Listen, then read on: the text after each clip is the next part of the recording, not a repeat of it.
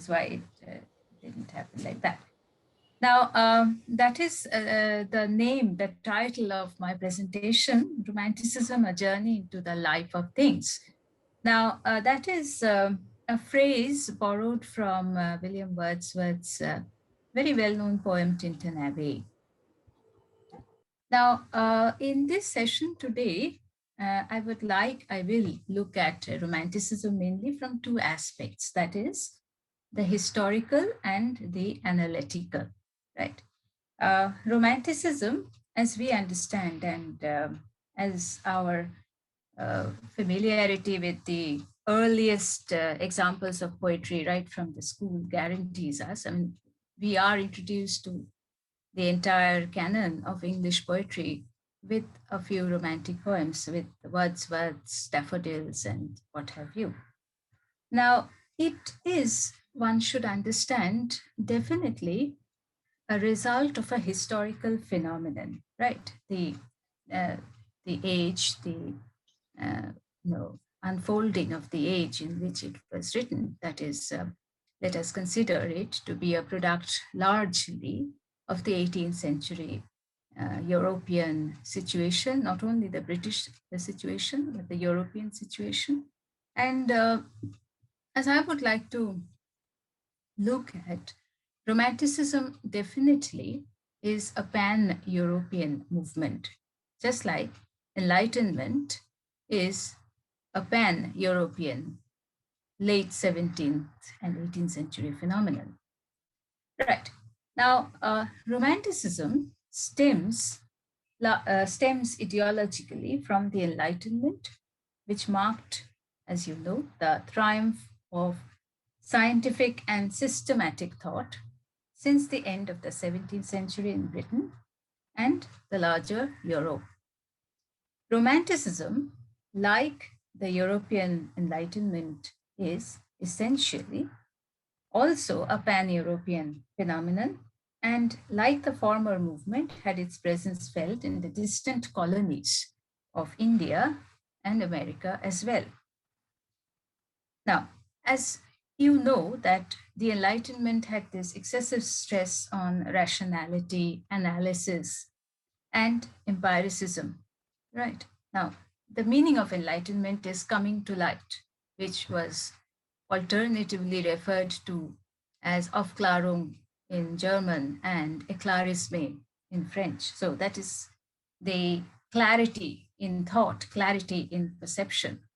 And it was marked with this sense of trying to unravel the physical universe. And very soon, the thinkers, philosophers, Enlightenment thinkers, they also wanted to map out a possible scheme, a possible understanding or comprehension of the mind, as it were. How did the human mind work? Now, so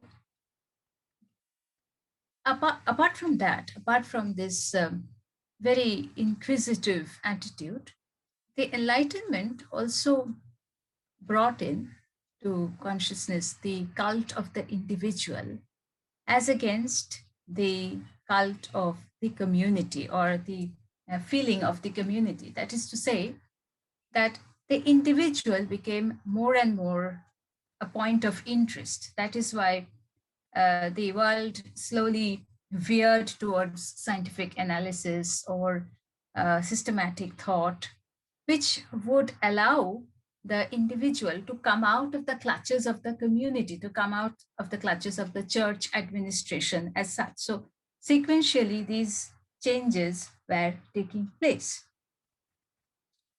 Now, it was the confrontation of the single, not the and against the many. Now, as I said, what were happening as far as the understanding of the mind was concerned. Now, I would mention, or before I really get into that thought, as it were, I would like to talk about the various ways in which you can look at Romanticism. And that is one strain that I have already launched into, as it were. But as this slide will tell you, that there are various aspects to it. There are historical and intellectual aspect. There is a political, revolutionary aspect. There is also an aesthetic, philosophical, and spiritual aspect, along with a cultural or an ideological aspect. Now, when I talk about what is happening to the mind of man, how is the mind being tried to be analyzed, then I am definitely talking about the intellectual, aesthetic, spiritual, philosophical aspect of the Enlightenment thought. Now, I would mention two particular thinkers. One is Rene Descartes, the French thinker, and many of you perhaps know him as a mathematician. Now, with Descartes' classic phrase, cogito ergo sum, which means that I think, therefore I am. Now, that particular phrase, would you please mute yourself? Yes, thank you. So with this particular phrase, cogito ergo sum, which means I think, therefore I am, which lays the foundation of the autonomy of the mind. That is, the mind is a singular entity, and the mind is a rather independent entity. And it also suggests that there is perhaps something called a priori knowledge. Now, how are we supposed to classify a priori knowledge?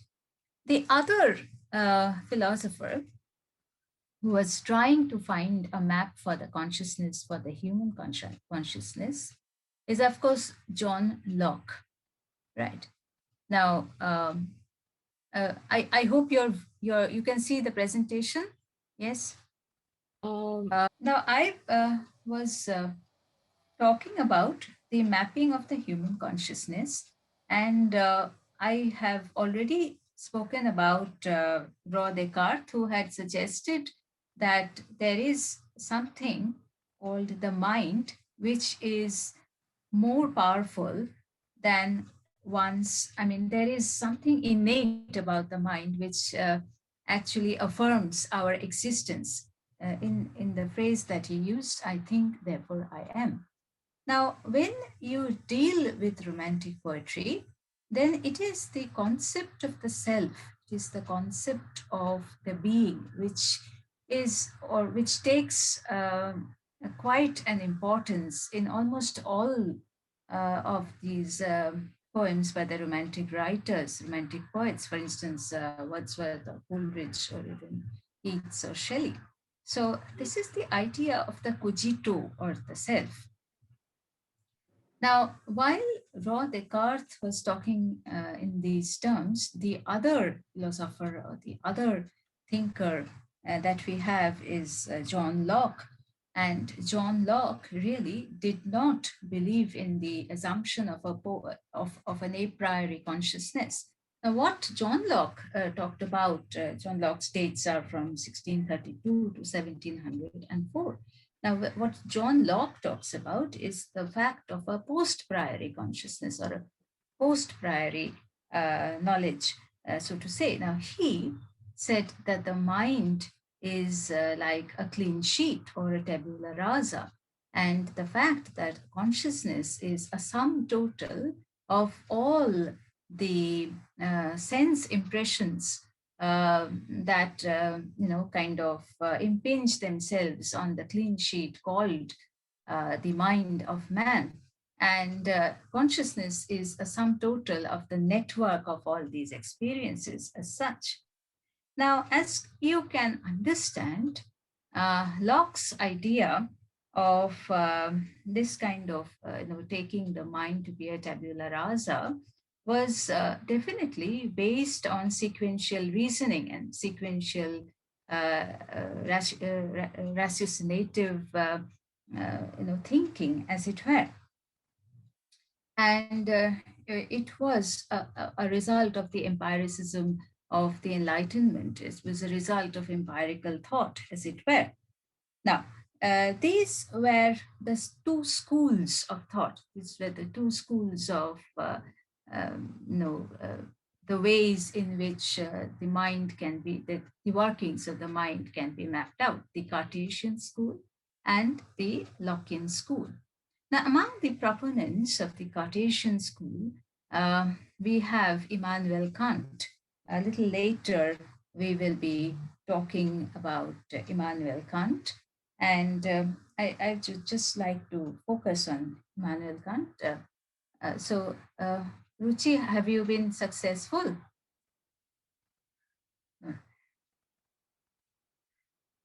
So, yes. Just 1 second. Oh, good God. Okay. Now, okay, you carry on. I will talk and then we can come back to the slides. Never mind. Don't worry yourself. Okay. Now, you see, Kant was the German philosopher who belonged to the University of, belonged to Königsberg. And he was a follower of Cartesian thought. He was a follower of Descartes' ideas, and he believed in the active agency of the mind, as opposed to the Lockean concept of the mind being a passive entity. Now, these two things must be juxtaposed. The concept of the mind as an active agent and the concept of the mind as a passive agent. So, you see, Locke's idea would ask you to think of the mind as a rather passive entity. I mean, it's a clean sheet, and it goes on. I am on slide 7 at the moment. I'm on slide 7. Yes.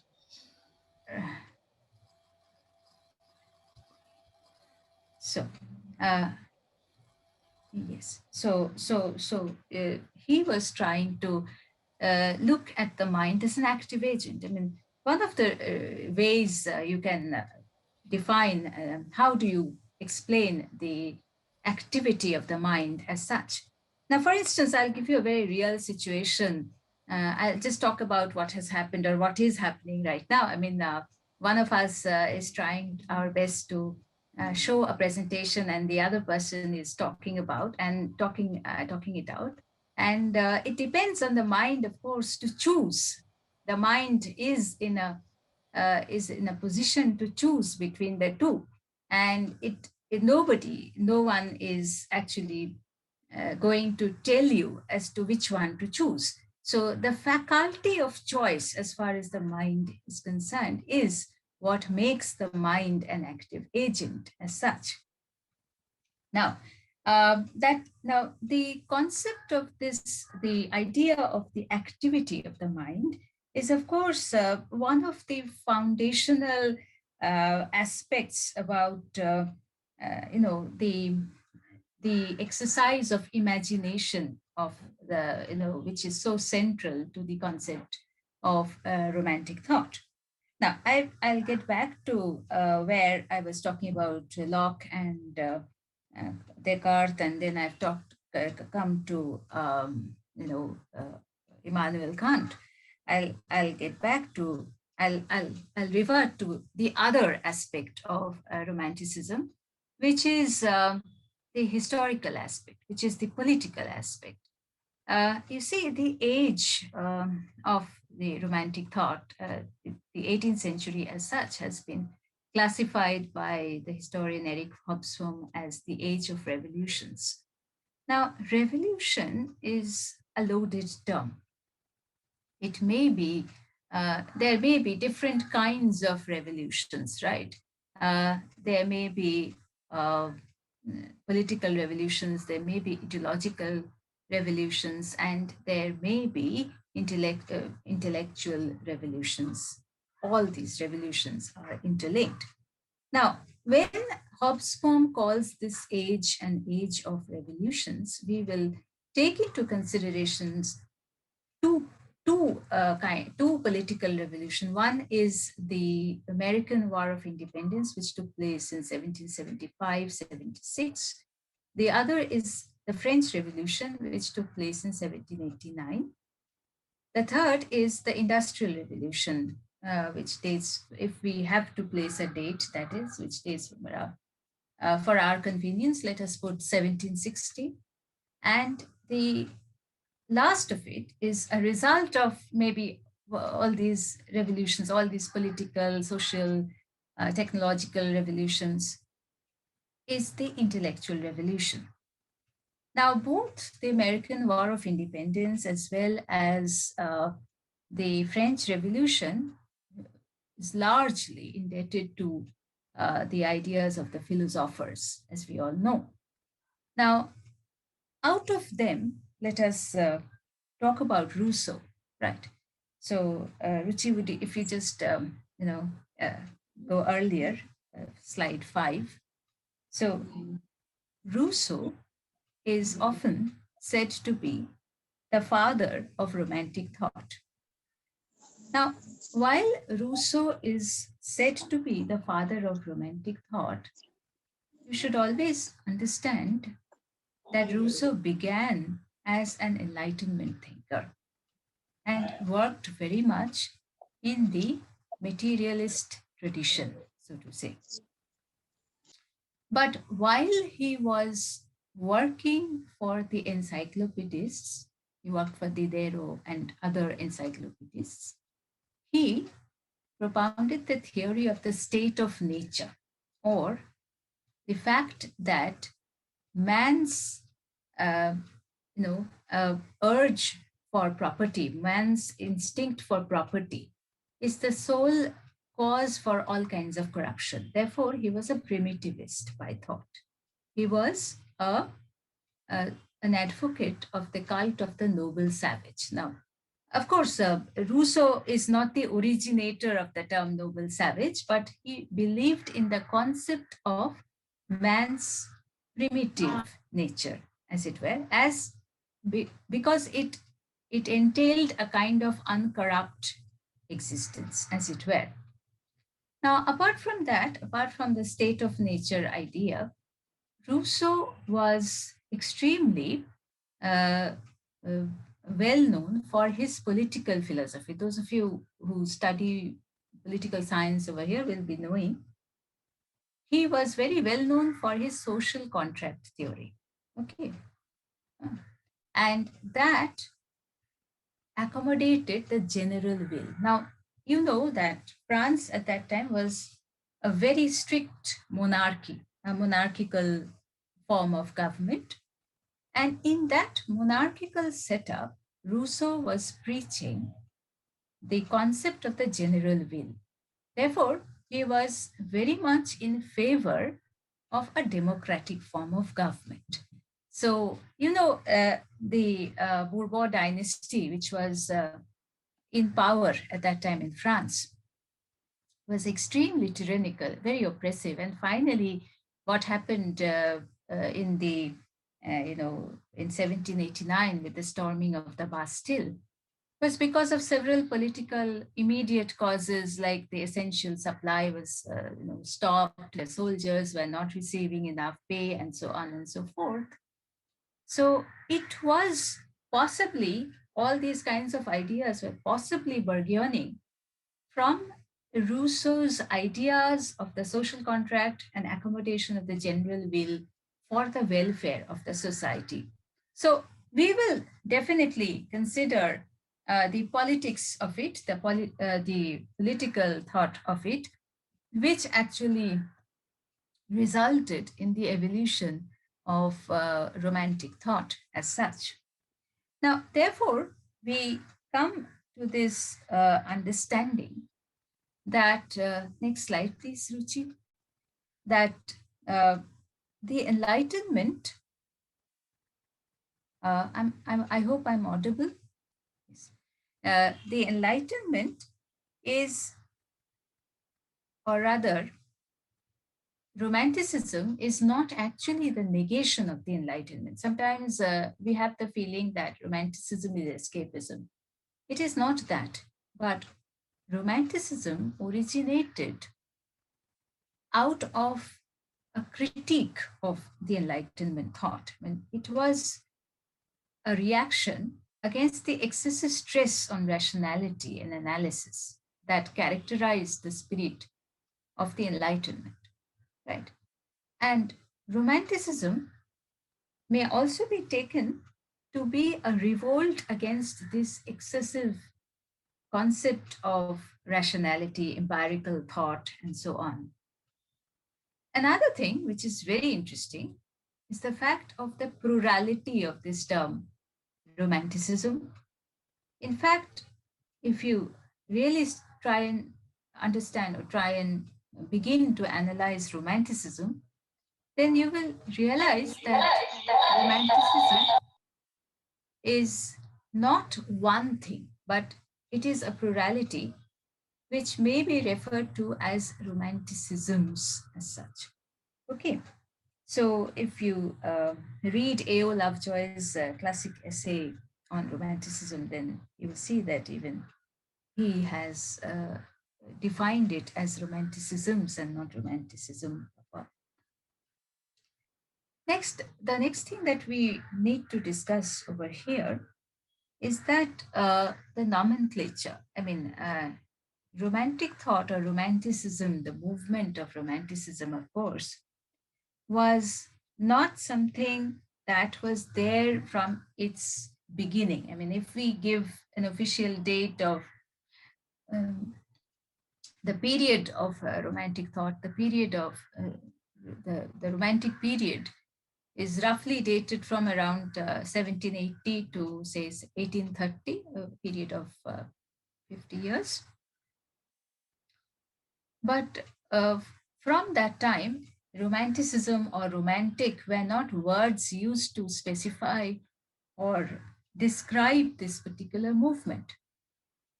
And it was only later, possibly much later into the 19th century, that the term was given on an hindsight, right?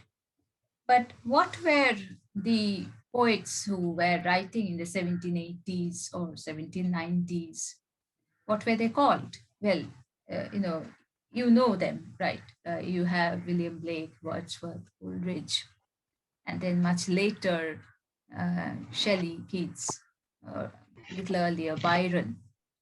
Now, you all also know that there is an elder generation of romantic poets and there is a later generation of romantic poets. How were they known? What were they called? Now, in the first place, they were called the Lake School of Poets by Francis Jeffrey, who was the editor of the Edinburgh Review. In 1802, Francis Jeffrey called these poets who talked about nature, who wrote poetry around the Lake District. They were called the Lake School of Poets, Wordsworth, Coleridge, Southey, for that matter. Then in 1817, they were called the Cockney School of Poet by John Gibson Lockhart. And then in 1821, Robert Southey called them the Satanic School. Now, all these names are, to my mind, not, they would not perhaps do justice to the extensive philosophical range of romantic thought, as it were. And it was only much later, it was only around 1811 that the German critic A.W. Schlegel, many of you are familiar with his name, A.W. Schlegel clearly formulated the differences between the classical and the romantic as that between the mechanical, classical as in mechanical, and romantic as in organic, and the plastic and the picturesque as in classical and romantic. And these ideas were disseminated to England by none other than Samuel Coleridge, and also another book called The L'Allemagne by Madame de Staël. So Madame de Stael's French book, The L'Allemagne, was possibly for the first time spoken about by Coleridge.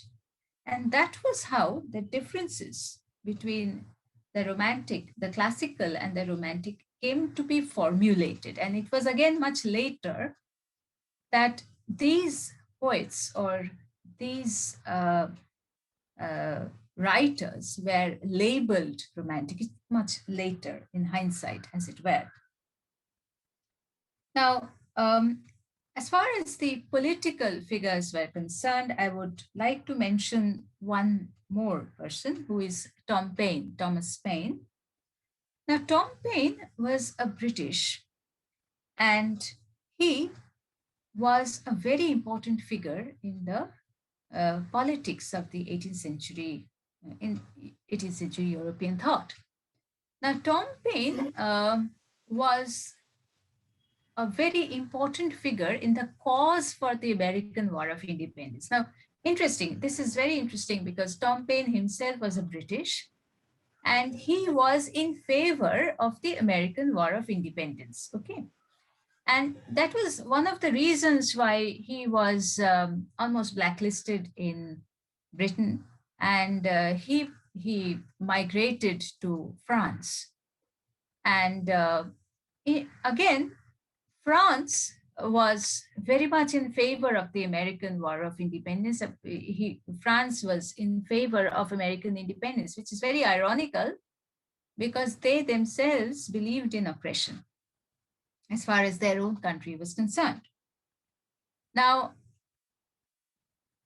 Tom Paine's seminal work, where he wrote two, one of the very important works is The Common Sense, which was published in 1776. It was extremely popular in America, and it upheld the cause of liberty, upheld the cause of individual independence, liberation as such.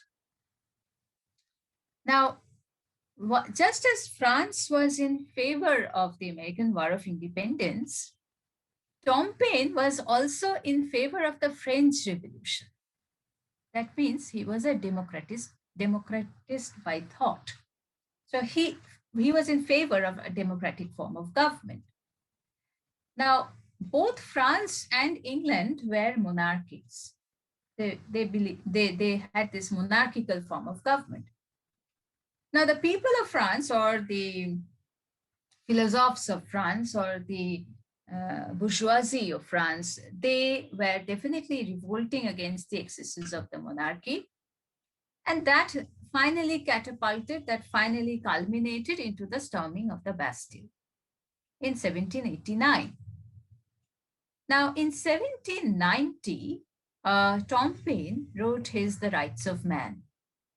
And this book, The Rights of Man, was written as an answer to Edmund Burke's The Reflection on the Revolution in France. Now, Edmund Burke, who was, a royalist, so to say, he anticipated some kind of a problem because even England was a monarchy. So he felt that if he was favoring Tom Paine or the revolutionary ideas, then possibly there could be a revolution in England as well. And that was not to be. And he was writing against the revolution. He was writing in favor of the monarchy. To counteract which, Tom Paine wrote The Rights of Man in 1790. Right. And that is how it began. Now, as far as the social or cultural climate of England was concerned at that particular time, it was highly, what should I say? To talk about the revolution was extremely, it could lead to a lot of charges on you, charges of sedition. And I will come to that.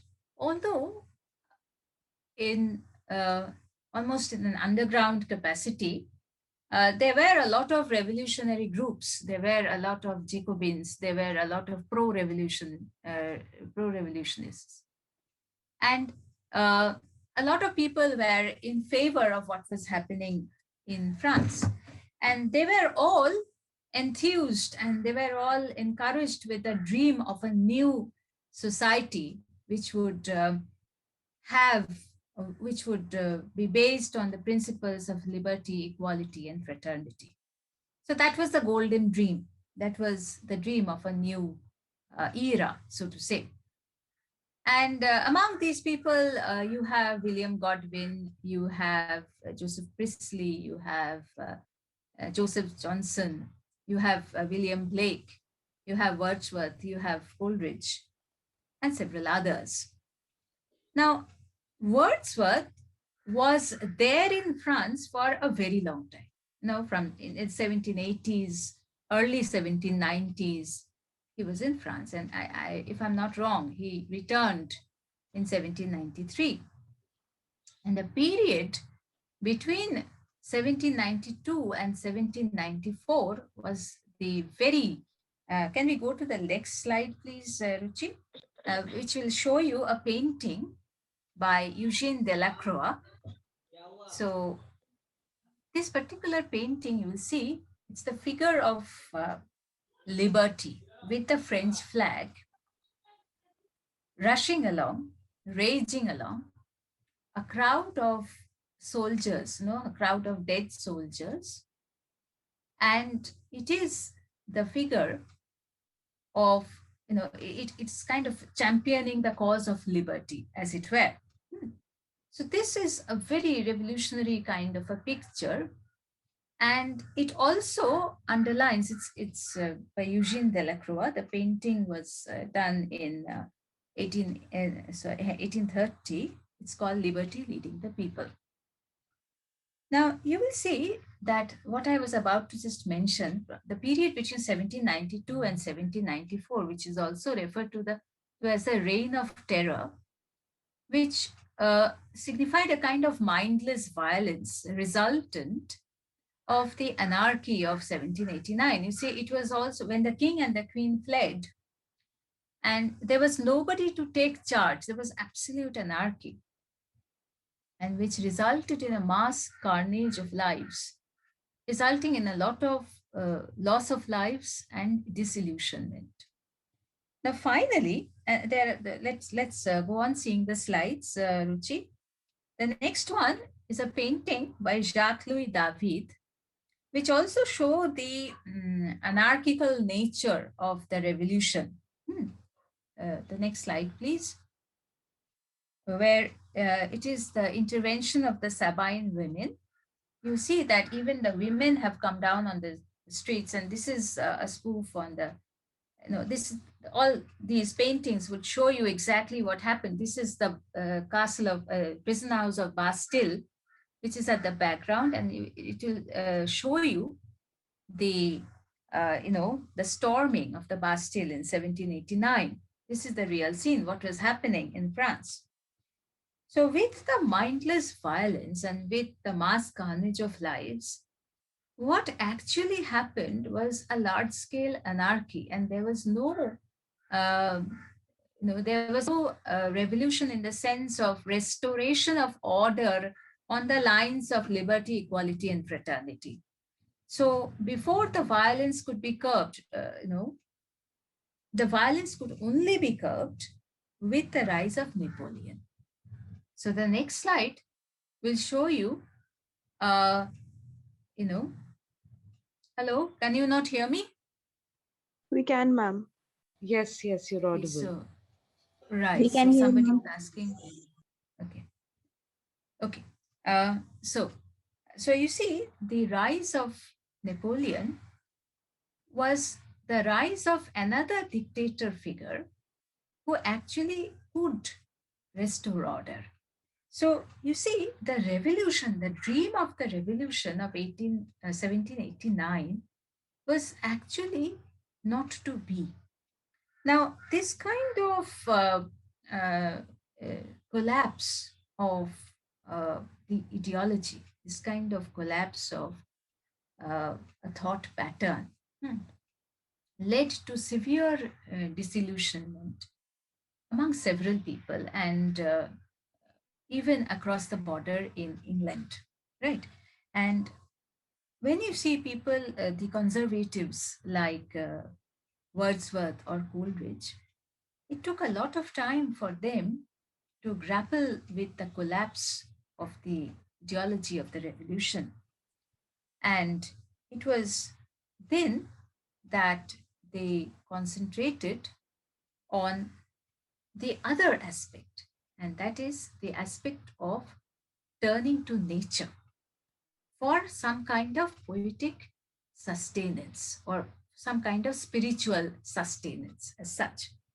Now, before I get on to the discussion of Wordsworth, let me very briefly talk about Blake. Now, William Blake's dates are 1757 to 1827. And Blake, I don't know how Blake is taught to students here, but uh, for several years in Calcutta, University of Calcutta, he has been and he was taught as a pre-romantic poet. Now, as far as my own reading is concerned, I feel that he's possibly the first romantic poet. Now, why so?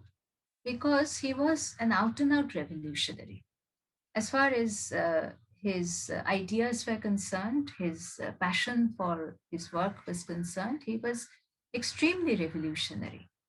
And in his capacity of revolutionary ideas, he was, I think, championing the cause of Romanticism.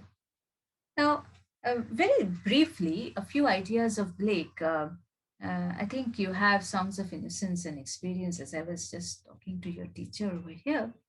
So, well, the Songs of Innocence and Experience is just one aspect of his work. But if you look at his more prophetic works, if you look at his longer works, then you will realize.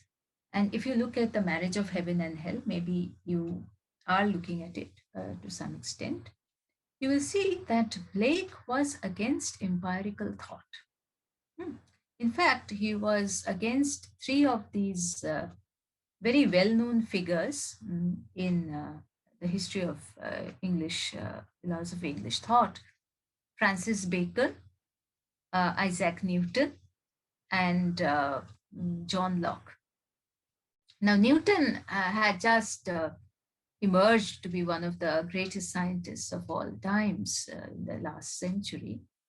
Uh, uh, and Bacon is known for his inductive reasoning. And Locke, as I said, for his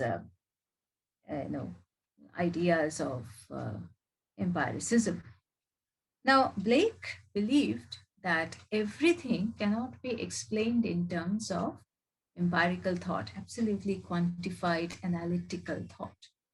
And he, uh, uh, he forwarded the ideas of, let us say, ideas related to love or faith. Now, you cannot rationalize these ideas. You cannot rationalize hatred, for that matter. You cannot rationalize love. You cannot rationalize faith, for that matter. So, how do you account for these ideas when you compare them with the concept of empiricism, let us say? So, he did not subscribe to the idea of empirical thought. There is so much to Blake also, but I'm just giving you the basic idea of the poet. And apart from that, let's get on to his next slide, please. There is a depiction. He was also a painter. So when we refer to Blake's works, we all the time talk about the composite nature of his art. That is, you cannot read his poetry without referring to his paintings. And there is a very nice digital archive of Blake. So please find out. It's the Blake Archive. If you just Google it on your screens, then you will get it. It's a tremendous storehouse of Blake matter material. All his original drawings, all his illustrations, everything is there. So this is one of the, this is the frontispiece for the Songs of Innocence and Experience, the combined version, which was published in 1794. Hmm. And on to your left, you see the painting, which is called Newton. You see, it is so, it is a wry comment on the scientist who is trying to map out the world with a pair of dividers. Is the world so easy to be quantified and to be, sort of rationalized in these terms? That is a very wry comment. Just a hint of what kind of work Blake was doing. Now, his prophetic books like America, Albion, The Four Zoas, Jerusalem, these were the prophetic books where Blake's ideas of a poet as a prophet, as a seer, is very clear, right? And we will come back to Blake once again when we talk about Shelley to a certain extent. Now, we will go to the next slide where very briefly I have talked about the effects of the revolution in England. What was, as I just said, I mean, there was a hint of what was happening in Britain through this dichotomy, through this dialogue between Burke and Paine. And Tom Paine was not at all received well in England. You see, England has this habit of banishing the ones who do not agree with her views. And that went on to banishing poets like Shelley, Byron, and several others. And even Tom Paine was not acceptable in England. Right. And because of its very strong monarchical, hierarchical state machinery, as it were. Now, one of two of the things which were happening in England at that time, one is the Gordon riots, which took place as early as 1780. This was a riot of the Catholics. It was a Protestant state at that point, and this was about, rather, the riots was against this anti-Catholic bill. So that kind of the people rioted for that. Now Blake, uh, yeah. So Blake became accidentally involved in these riots. He was just walking down the same street, and he was not actually involved in the riots and all that. And he got arrested. And that is why sometimes you will come across this idea of Blake being arrested for sedition. Now, he did not do anything. Actually, he was mistakenly arrested for sedition.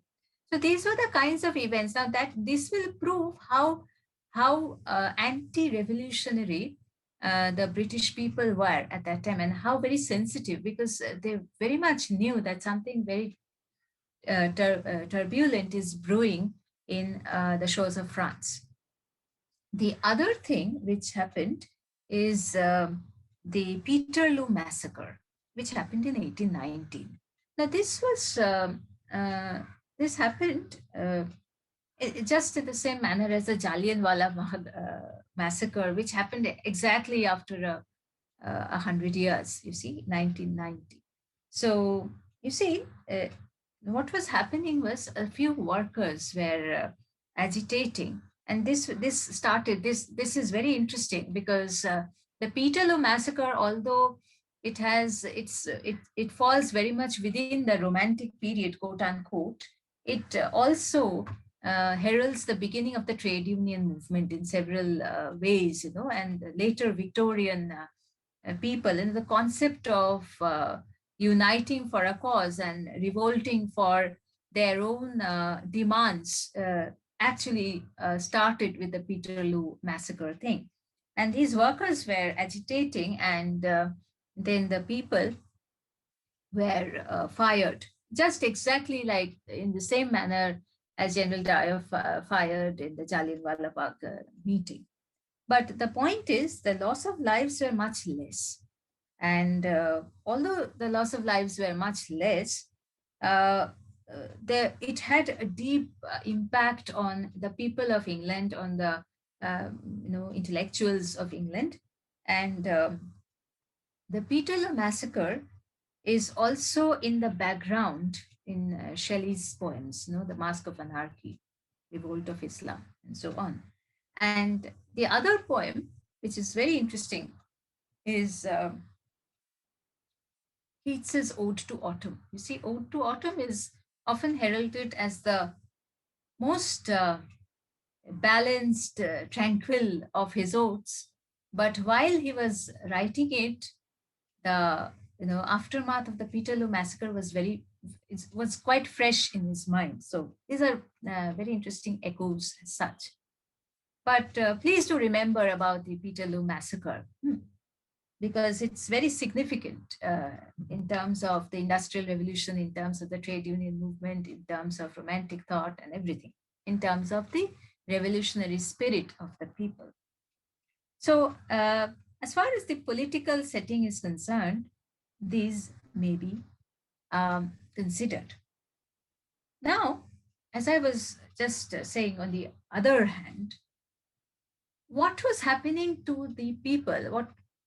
As far as the collapse of the revolution was concerned, what was happening to those people who had taken it very much to their heart? It was a kind of a collapse in their ideology, for Wordsworth, for that matter, who believed in the cause of the revolution wholeheartedly, as it were.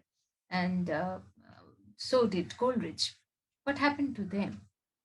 Now, as far as Wordsworth is concerned, he had a major ideological shift and kind of change as far as his thoughts were concerned. And it was in that mood that he turned to the world of nature. Now the question is, was nature, or how can you rationalize this? What is the kind of relationship that Wordsworth is or will be sharing with the world of nature as such? Now, as early as 1726, James Thomson, one of the pre-romantics, mind you, writes in his preface to his poem Winter about the fact that nature can be an important subject matter for poetry. He writes, I know of no subject more elevating, more amusing, more ready to awake the poetical enthusiasm, the philosophical reflection, and the moral sentiment than the works of nature. Right. Now, after which you have several explications of the world of nature. Now, prior to this, prior to say James Thomson, in the high tide of neoclassical Augustan British literature, you will never actually see the kind of wilderness, the kind of wild nature that you find in romantic or pre-romantic poetry. You will see highly manicured, sculpted gardens in Pope's poetry. Pope doesn't even indulge. The nature of neoclassical poetry is absolutely urban. There is nothing of the rural countryside. And everything from its meter, from its sentiment, everything is very rationalized, absolutely prim and proper, extremely disciplined.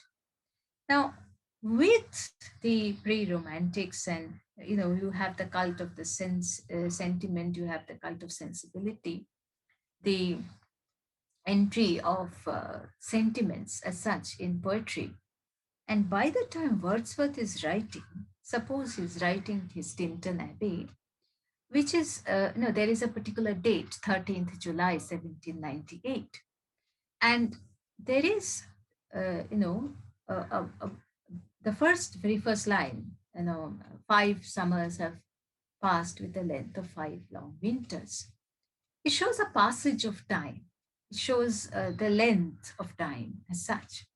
And it is a poem which is not so much about the world of nature, mind you, but it is to do with his thoughts about the world of nature and what thoughts have been evoked by the world of nature.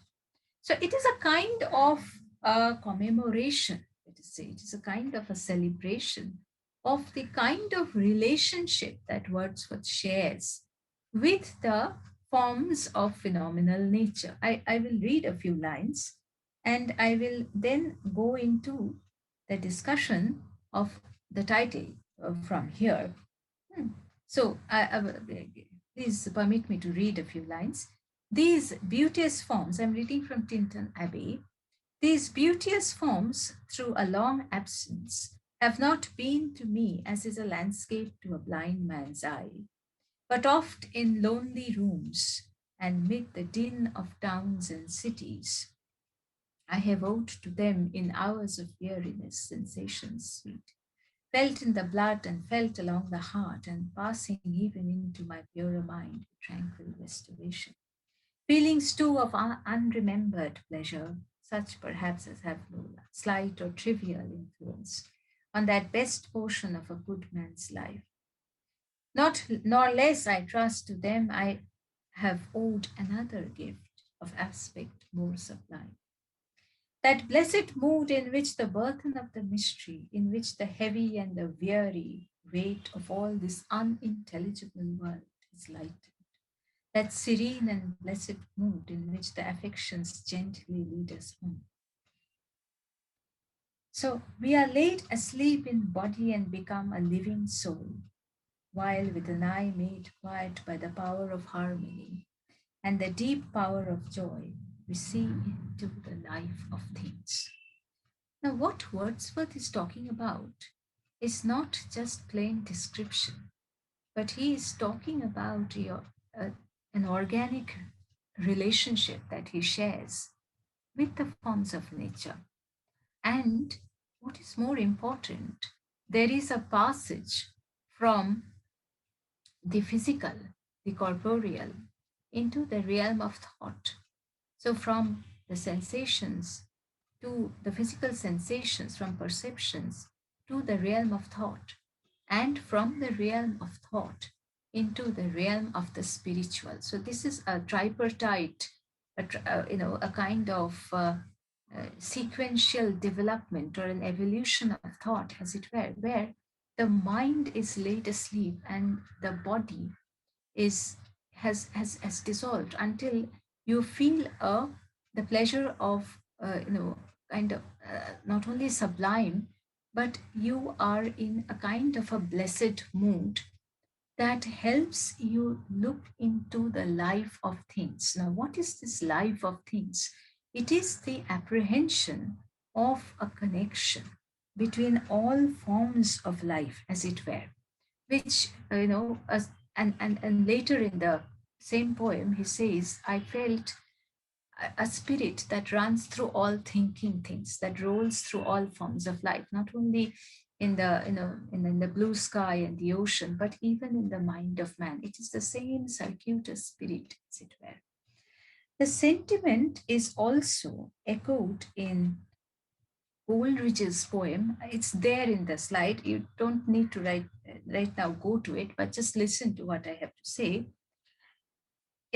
When Coleridge in the Aeolian Harp talks about the same one life, the oneness of everything, the the undivided, the kind of oneness of life as such.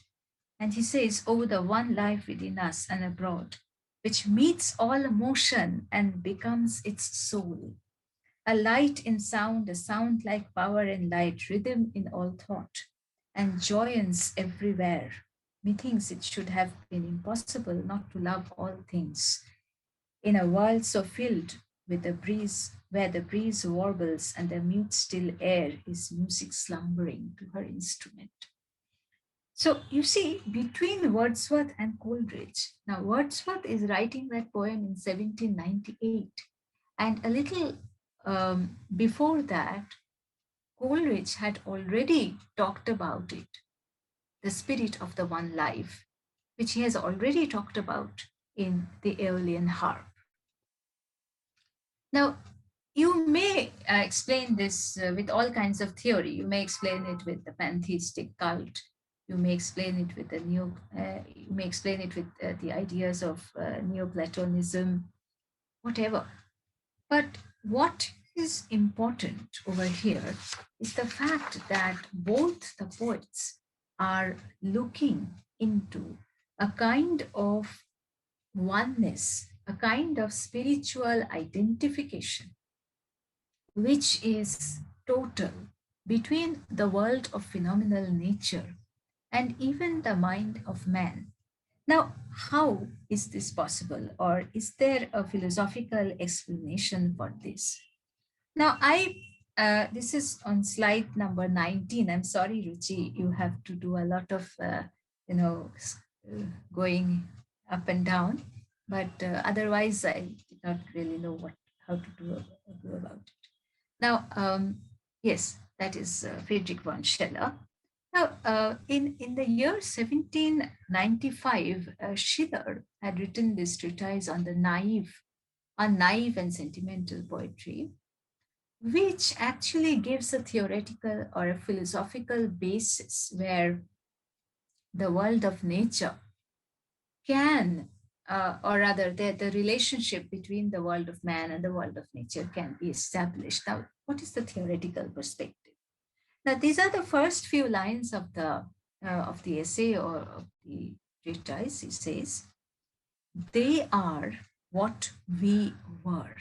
So, who are this? What is this? They. They is the forms of nature. What we were. They are what we ought to become once more. We were nature as they, and our culture should lead us back to nature upon the path of reason and freedom.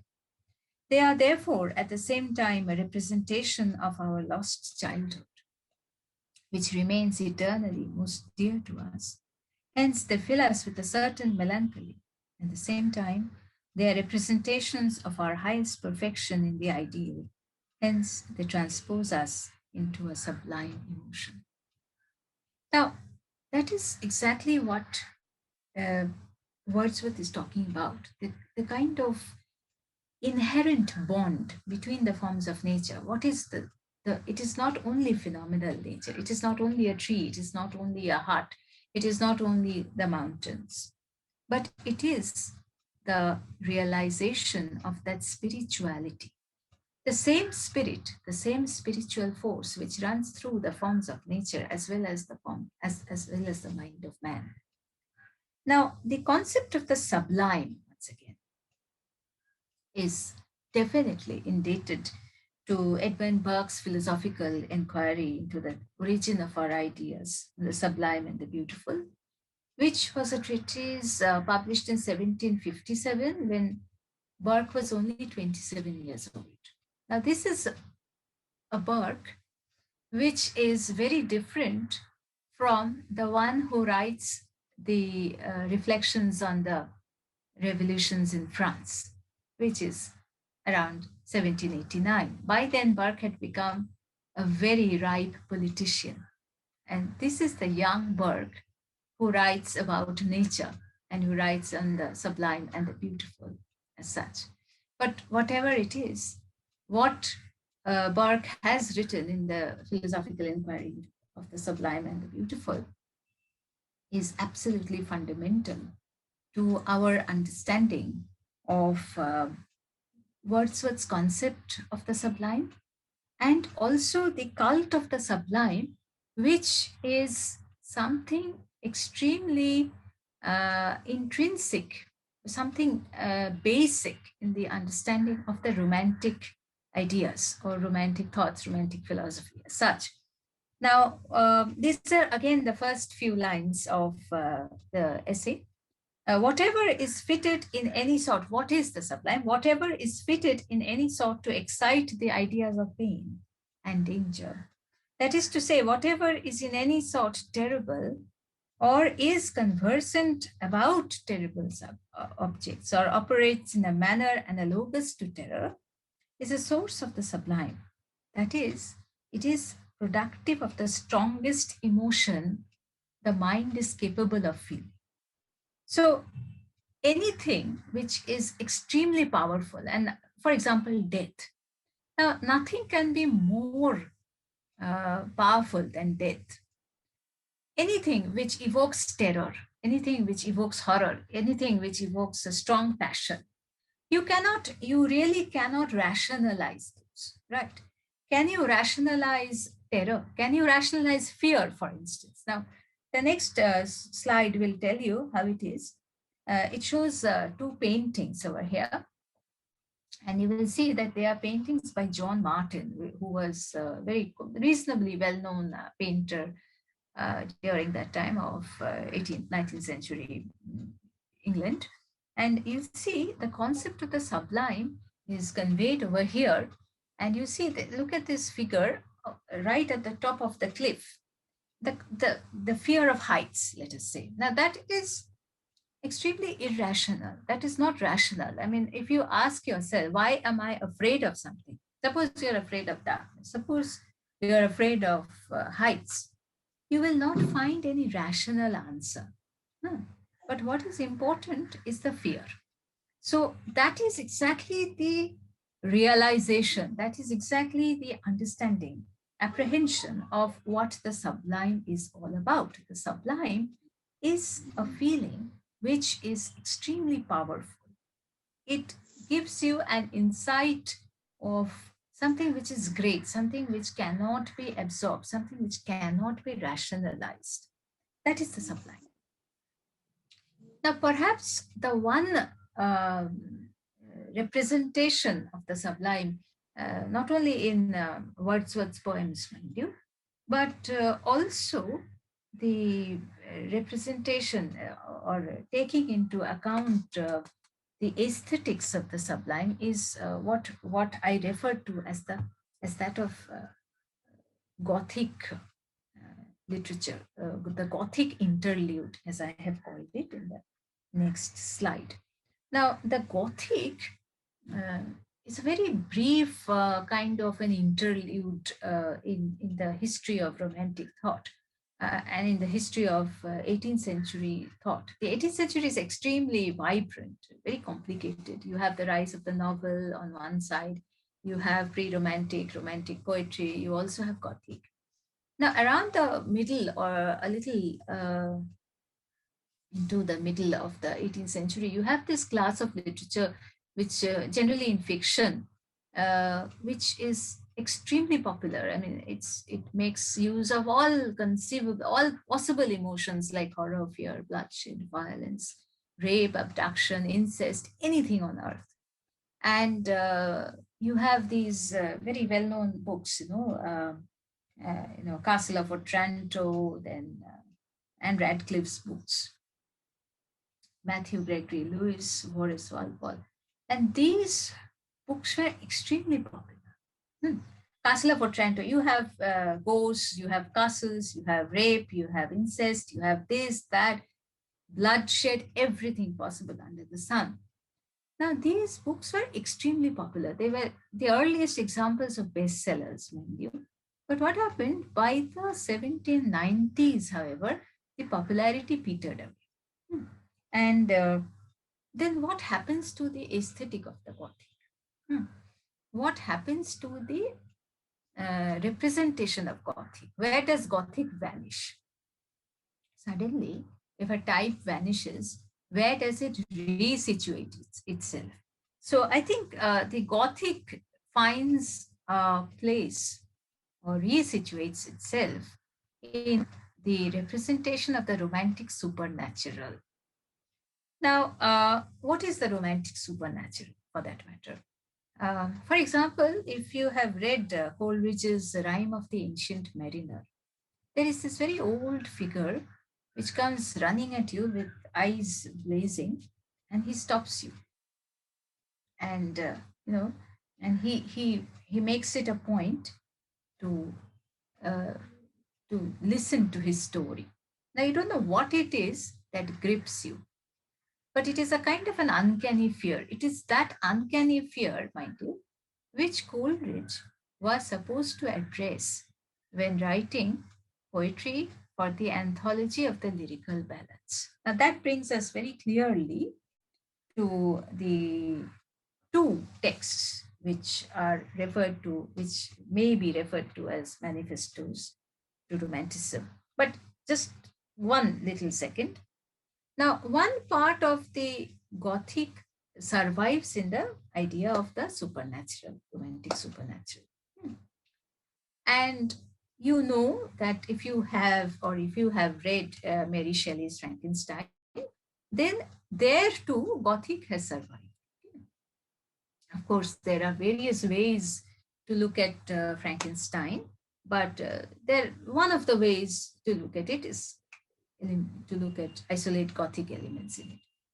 And the thrillers, detective fiction that you read now, or maybe you have read earlier, for example, I feel Edgar Poe's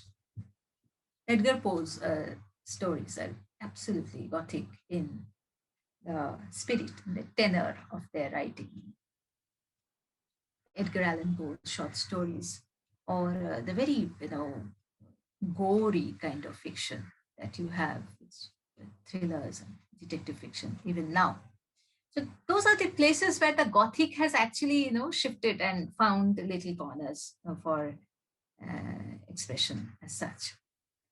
Now, the next one is that I was talking about the two texts uh, which I refer to as a manifesto of Romanticism. One is the lyrical ballads published in 1798, and the other is the Biographia Literaria in 1817.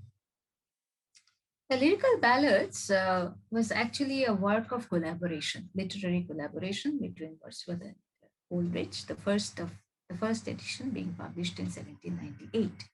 And then there are several revisions of the text. One was in 1800, one was in 1802, the other was in 1805. Now, in all these editions, the role of Coleridge is almost insignificant. In the first edition, only 4 poems were published by Coleridge, and as against the 19 poems published by Wordsworth. Now, apart from that, I mean, I'm not really going into why it happened, what happened, and all that, because needlessly digress into things. We can't really bring everything together. Now, what is important is that the kind of poetry that Wordsworth writes is decidedly and self-professedly very different from the tenor of poetry that was being written at that time, right?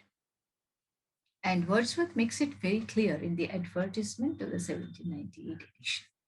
He says that what I'm writing is extremely different. And in 1800, a lengthy preface was added to the collection of his poetry, where he has actually uh, justified the choice and the language and the subject matter of the kind of poetry that this anthology contained. Now, on the other hand, in 1817, Coleridge writes his Biographia Literaria.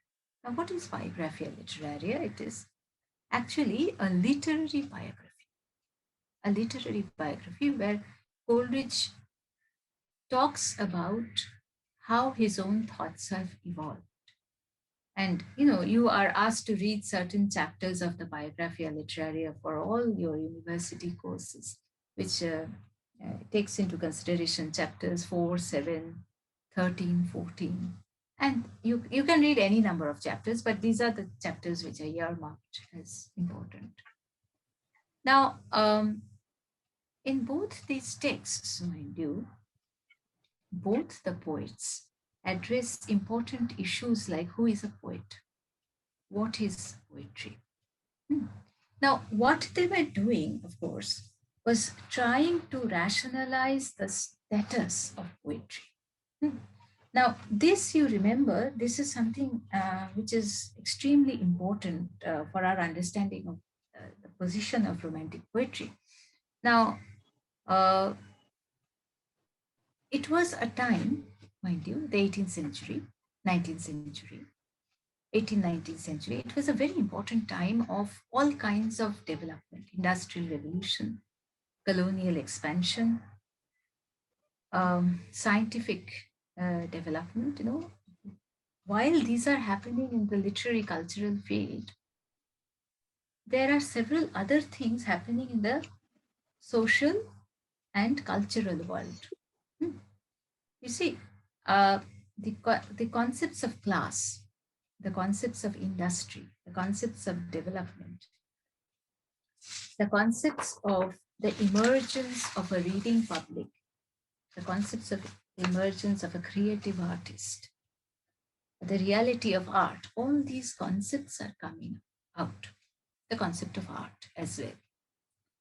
Now, in that situation, Francis Jeffrey in 1802 calls this group of people, calls this a group of poets, lake poets. And the other one, uh, Lockhart, calls them Cockney School of Poets. And Sade refers to them as the Satanic School. Now, when Wordsworth says that a poet is a man speaking to other men, it's just another man speaking to other men in his preface to Lyrical Ballads. He also mentions that there is no essential difference between the language of poetry and prose. These are the lines. Now, what Wordsworth inadvertently, mind you, inadvertently does is to possibly bring about the stature of the poet to a very lay, a very mediocre level, which possibly prompts Francis Jeffrey to just brand them as lake poets. People who write poetry around the lake districts, around the moors of the lake district, around Keyswick, Exmoor, and the Shires and all that. But is it so? Now, when Coleridge writes his biographia, he says no. You see, when we were thinking about the lyrical ballads, we had made it very clear that Wordsworth would write about everyday incidences, and I would talk about the supernatural and those subjects that would employ imagination. Now, what is imagination according to Coleridge? Coleridge says by imagination, he means what? He means the image making faculty of the mind. The image making faculty of the mind, that which allows you to see. And he makes a very distinct, uh, mention. He talks about the primary and the secondary imagination, which is different from the idea of fancy. Now, the poet, mind you, is endowed with the secondary imagination, which employs or which gives him the power to diffuse, dissipate, and dissolve a familiar world of reality into something absolutely new. And how does he do it? It is a kind of a shaping power. And he calls this imagination, what does he call it? He calls it symplastic or shaping into one. So it is a kind of a transfiguration of reality. It is a new thing that Coleridge is talking about. Now, if the poet does that, the poet is definitely not a common man. The poet is definitely not speaking in the language of the common man, isn't it?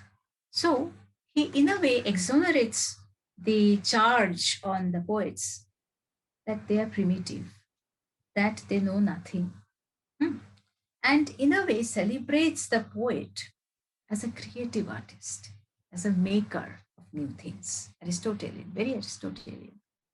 And he celebrates the poet not as an artisan, mind you, a craftsman, not as a craftsman merely, not as an artisan, but as a genius, as a creative genius, as an autonomous creative genius. And that is exactly what he argues about again and again in Biographia Literaria, where the whole soul of the activity of man is brought into question. Now, I would like to give you one illustration of how Coleridge's imagination works. And there is a slide, I think slide 26, which talks about this. This is an excerpt from Kubla Khan. This is an excerpt from Kubla Khan. Just the previous one, Ruchi. Yes. Just an excerpt, where many of you might be familiar with this poem. This poem is ostensibly about this pleasure dome which Kubla built around Xanadu. I mean, I'm not going into the complexities of the poem.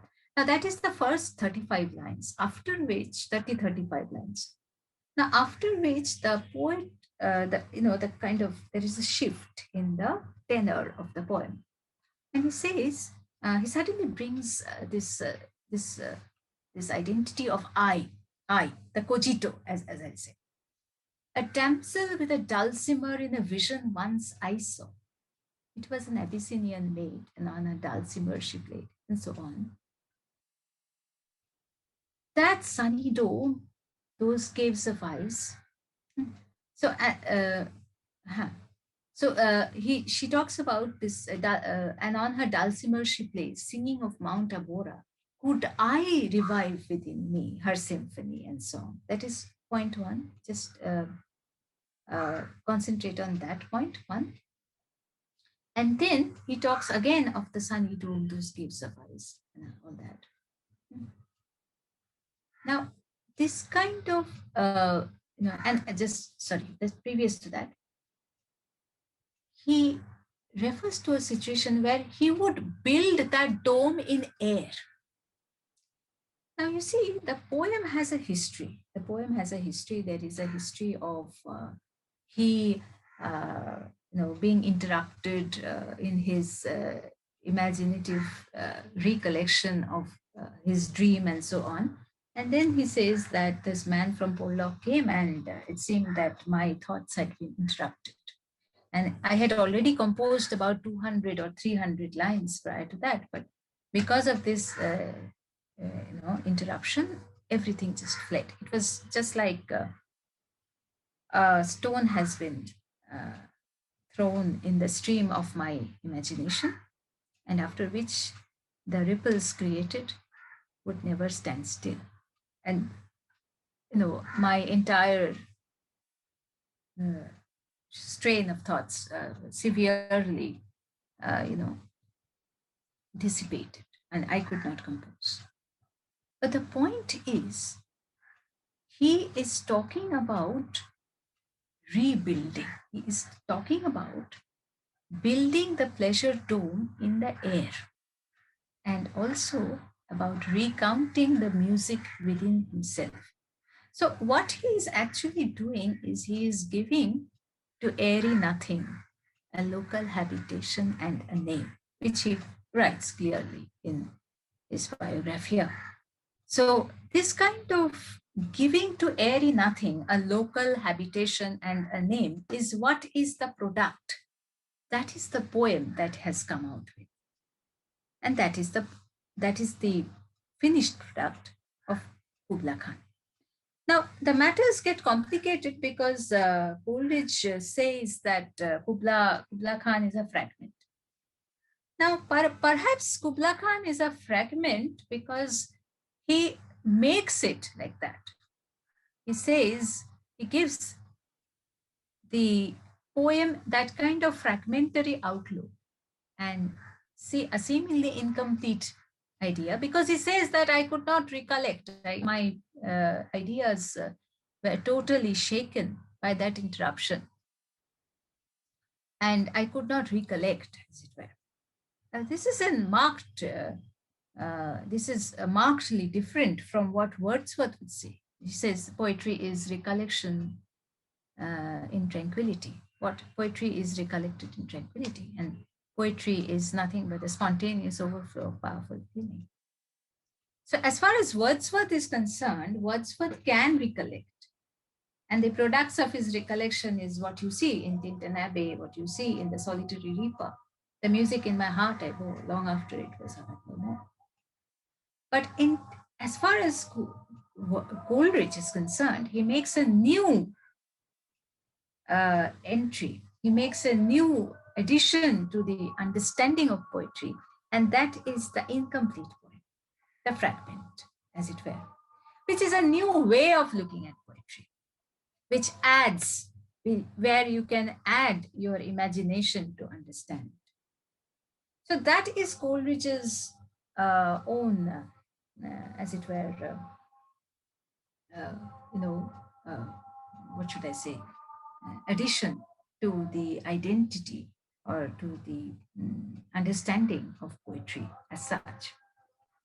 Now, I would go to Shelley next. Now, Shelley, once again, uh, of course, you cannot really form an idea of Shelley fully from the lyrics that you study. Now, I have an excerpt from Ode to the West Wind. I hope you have it in your course. So, Ode to the West Wind, to a Skylark are one of the commonest of all lyrics of Shelley. And you get to know a little bit more about Shelley if you study Prometheus Unbound, the lyrical drama.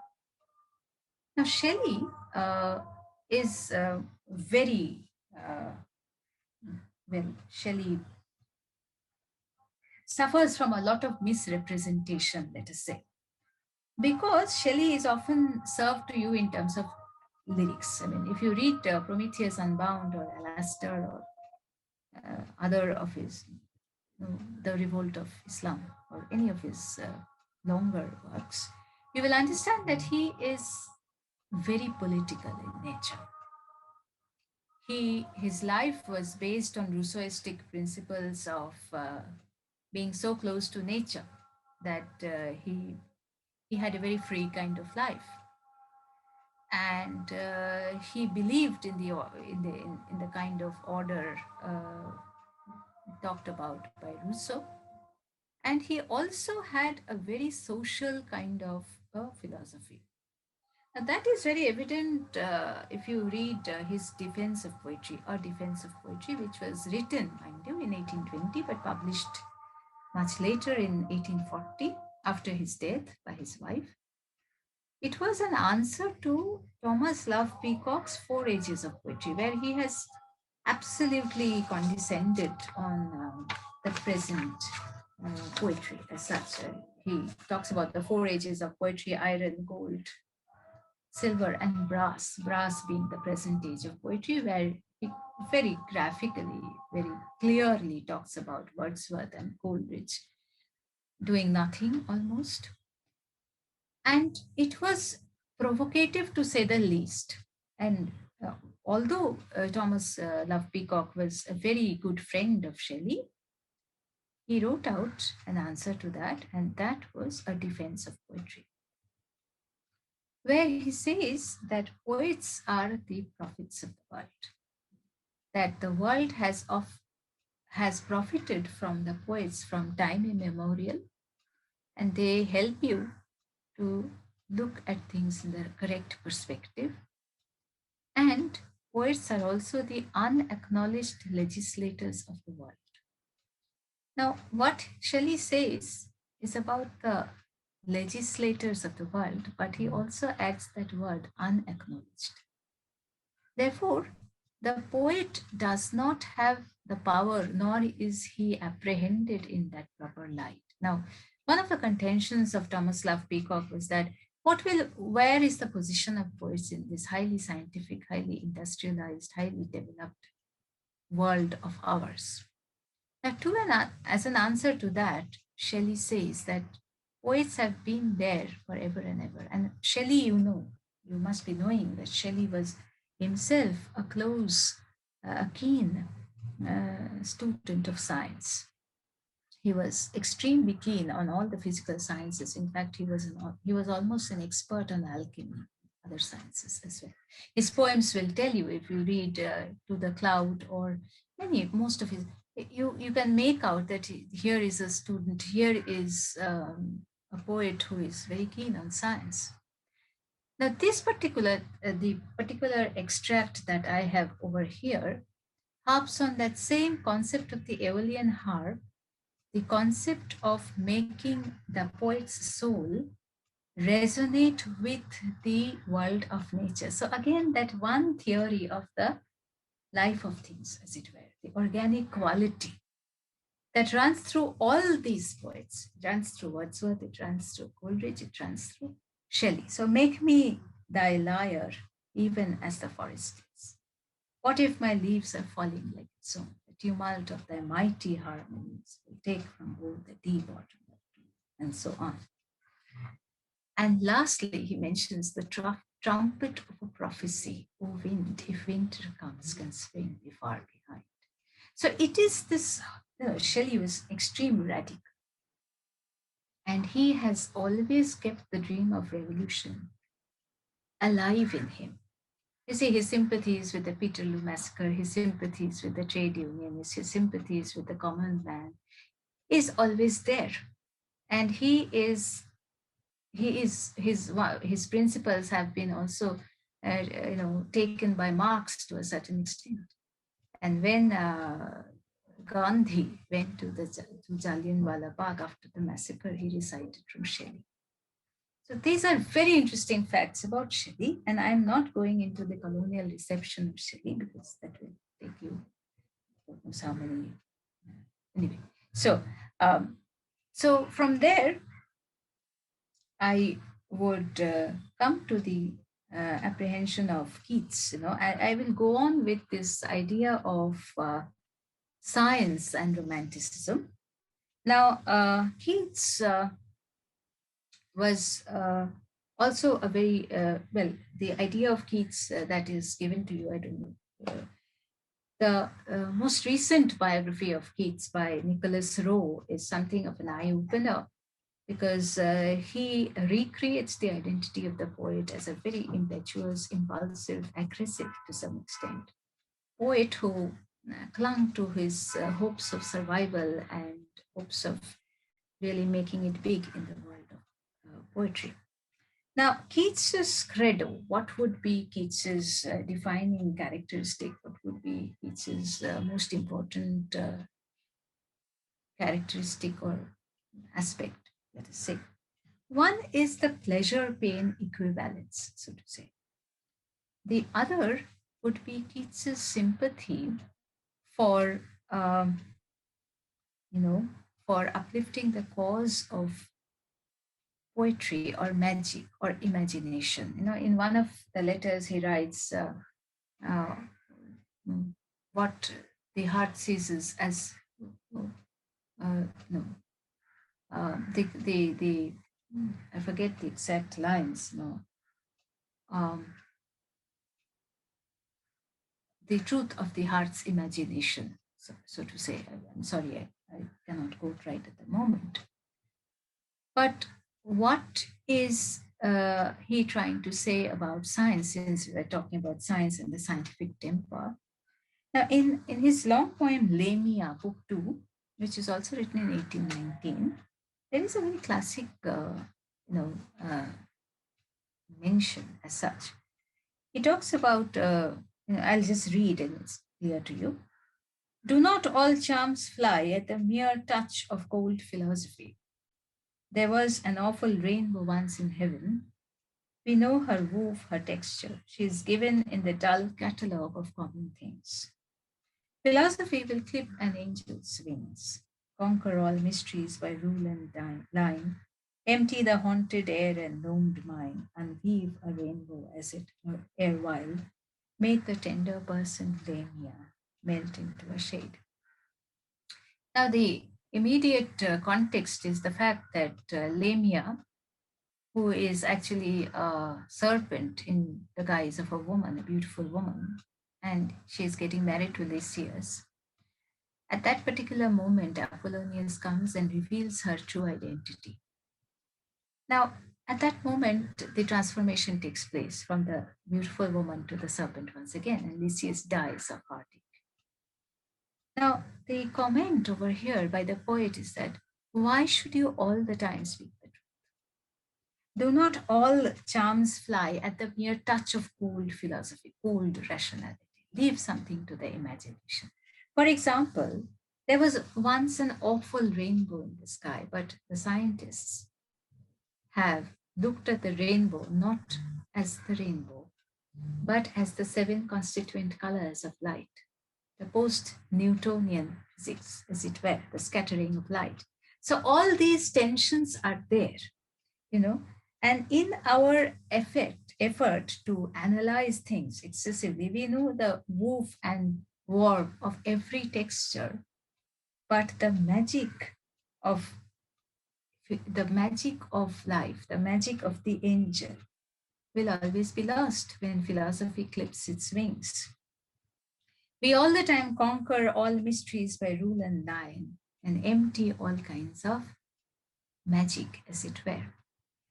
The next two paintings that I have of, just quickly, Ruchi, the next two paintings that we have of James W. Turner, Rain, Steam, and Speed, and John Constable's Haven, is a triumph of this study of light, mind you. Landscape painting was extremely famous in 19th century, early 19th century Britain, early 19th century Britain, Romantic painting.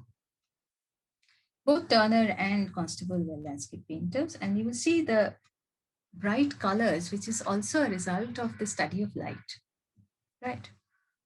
And the same light is being mentioned by Coleridge in the Aeolian Harp. So the Romantics were very concerned with the color and light, which were scientific developments post Newtonian physics, as it were.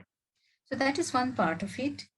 And the other thing for which Keats, I would just finish off with it, is the pleasure pain equivalency. He talks in a letter, a journal letter from February to May 1819 to George and Georgiana Keats, he writes, he talks about the veil of soul making. He says that if there is no pain, if there is no suffering, then how will you find out your soul?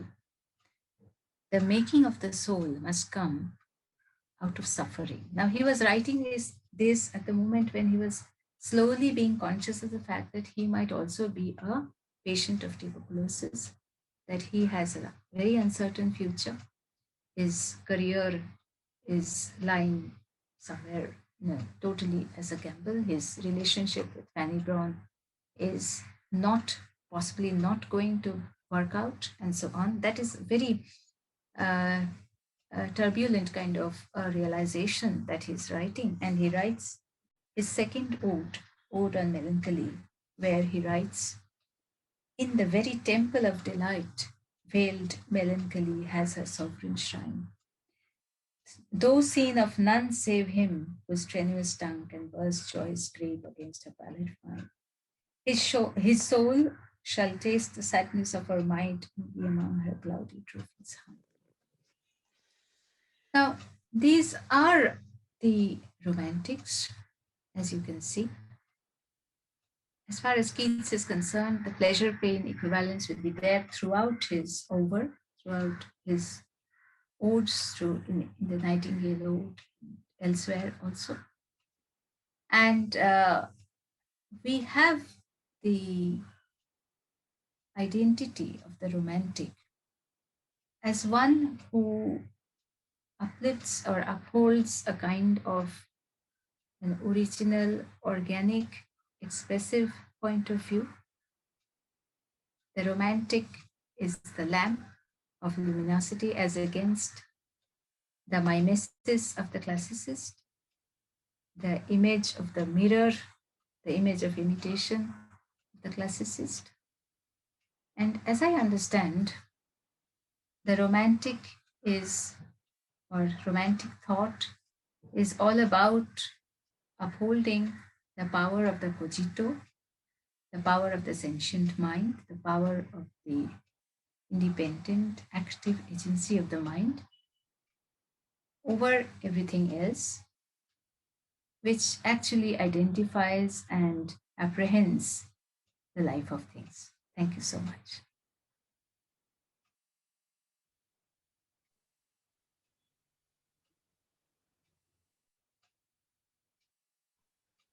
Thank you, ma'am, for this compelling session on Romanticism, a journey into the life of things.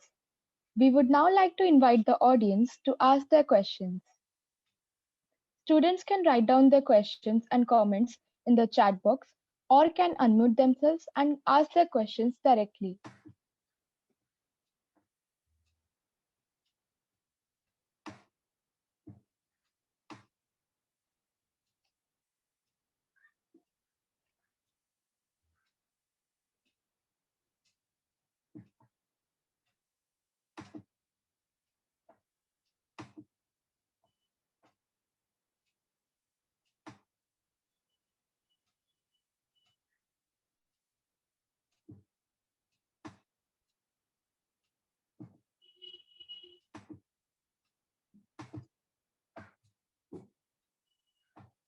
I'm sorry. I think we have kind of overshot our time, so I think we will have to unfortunately end it here today.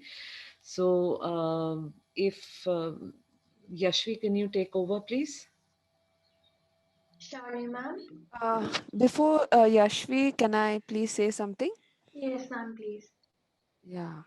Yeah, Ashvi, I'm sure has much to say. So I was just thinking, Anusha, thank you so much for this really detailed and very patient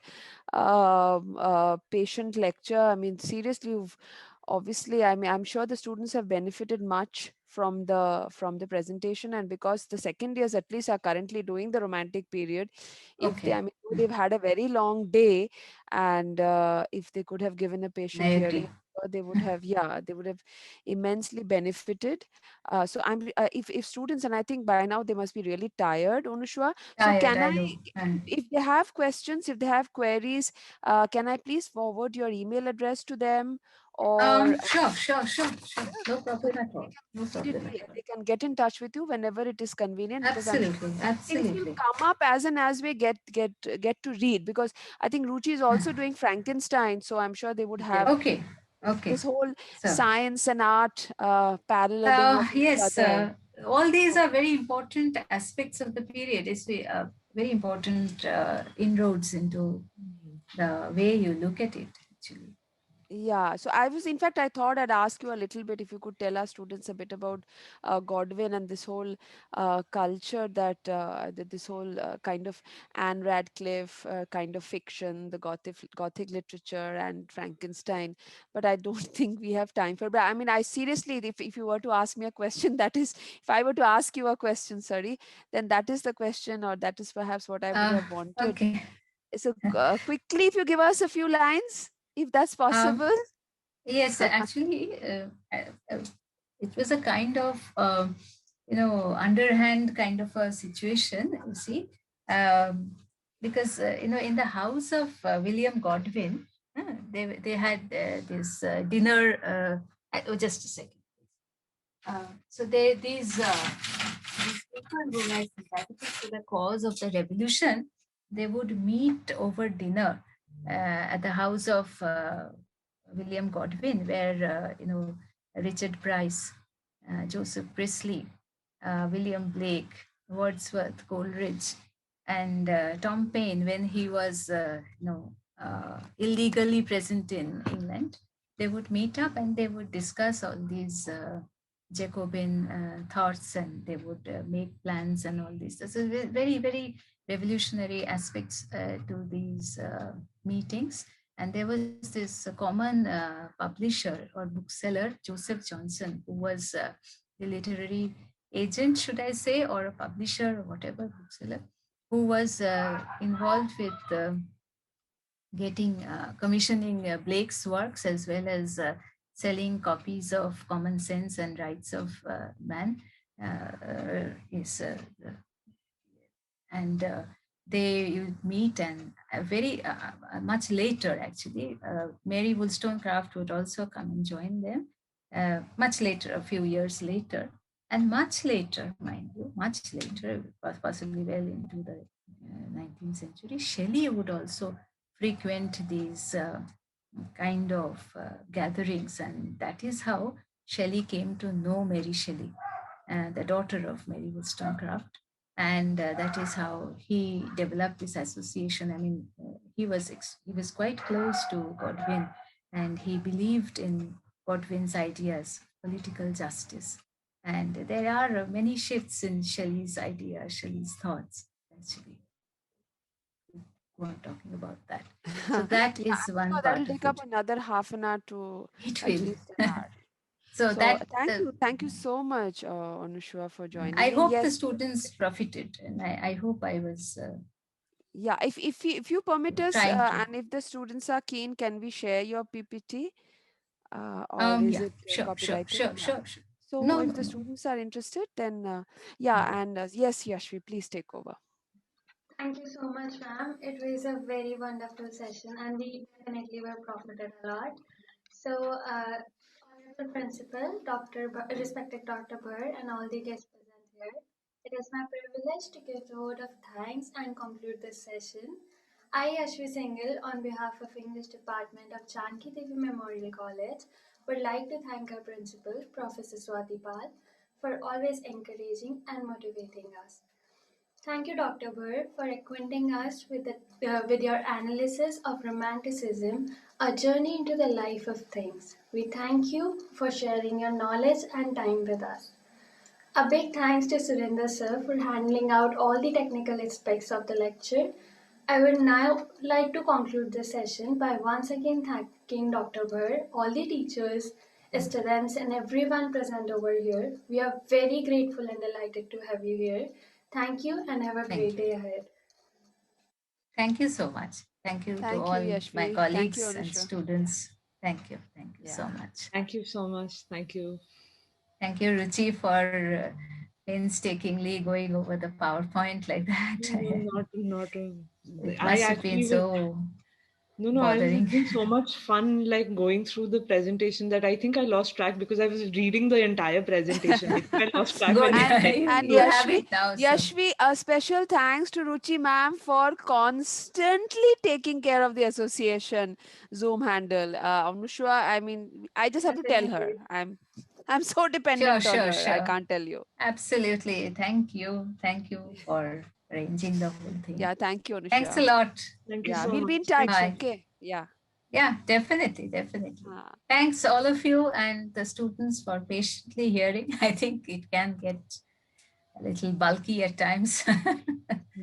Okay. bye. Bye. Thank you. Bye. Thank you, everyone. Thank you so much. Thank you so much. Please send me the recording when it is done. Yes, Yeah, yeah, once we, everything. Anushwa, I'll be in touch with you. No, not a problem. Okay, I'll get okay. Thank everything. you. Yeah. Thank you. And some kind of a letter or something. So, Of course, that's between. Yeah, I remember. okay, okay, okay. thank you so Bye. much. Bye. Right.